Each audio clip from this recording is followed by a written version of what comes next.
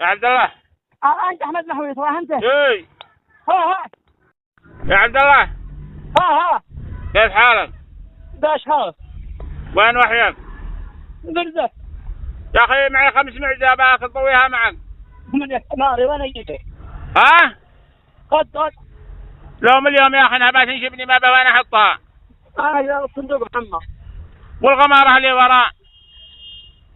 من يكتب معك عدد؟ ليه؟ الغمارة اليوم. بدي لك حق 4 ركاب. بدي الراكب. ها؟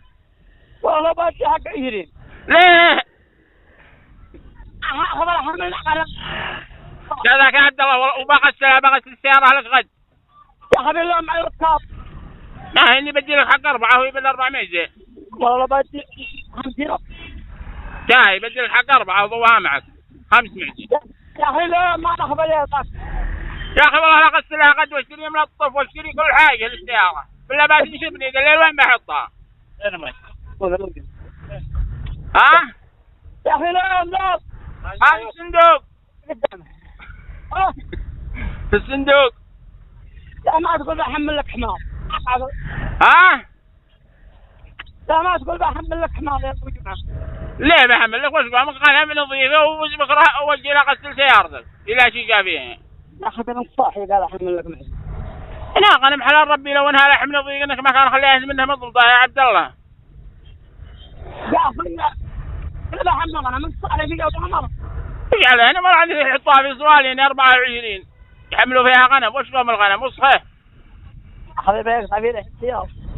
اني بغسلها وبلها ملطف زي الملطف معي بديك الملطف فلا ضويها نلطفها وبكره بغسلها عند الزربطان. انا ما معي ركاب يا اخي مالك. هذاك ما جت. يلا مع الله مع الله. وين انت يا اخي؟ انا سوى انا محقق. انا مروراتك لا معك عدد. ايه يا اخي انت احمد المحوي تنجي. لا والله ما رأيته ولا انا داري وين هو. ما ننشد من حد لا حد ينشد مني. والله وين جت شركة سابر؟ شركة وين؟ شركة سابر وينه؟ والله ما ادري وين شركة سابر ذا. عندكم واحد مبياور. الخبر عليكم انتم اللي دارين بشركة سابر. عندك الارضيات والسيارات اللي قدت انتم اللي دارين به. اموركم ودنياكم. انتم اللي دارين بشركة سابر. والشيبان والعيال. والشيبان والعيال من عمين يلونك في المعزة. يلا مع الله خلينا نشوف حديث المعزاي. ها مع الله. سلام على الله. مالك